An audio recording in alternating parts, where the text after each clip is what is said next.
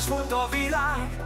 Nevettünk, ha estünk, nem fájt a hibánk. A legnagyobb gond egy szobafogság, de a nyár íze bennünk örökre megmaradt.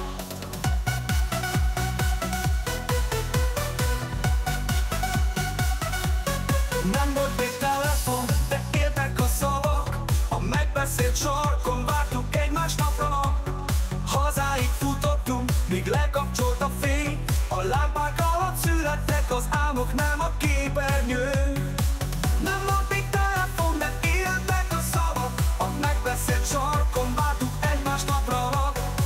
Hazáig futottunk, míg lekapcsolt a fény. A lámpák alatt születtek az álmok, nem a képernyőn.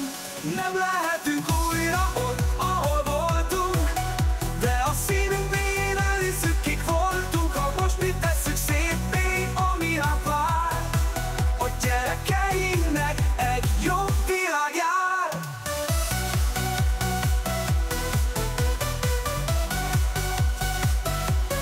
Kő az úton, de mezitláb mentünk. Az idő lassan járt, nem rohant el velünk. Egy fáramászás vagy egy foci meccs elég volt. Nem kellett hozzá más, csak a nyár meg a hold. Nem volt még telefon, de éltek a szavak. A megbeszélt sarkon vártuk egymás napra nap. Hazáig futottunk, míg lekapcsolt a fény. A lámpák alatt születtek az álmok, nem a képernyőn. Nem lehetünk újra ott, ahol voltunk, de a szívünk mélyén elhisszük, kik voltunk. Ha most mi tesszük széppé, ami ránk vár, a gyerekeinknek egy jobb világ jár. Kő az úton, nem mezitláb mentünk. Az idő lassan járt, nem rohant el velünk. Egy fáramászás vagy egy foci meccs elég volt. Nem kellett hozzá más, csak a nyár meg a hold.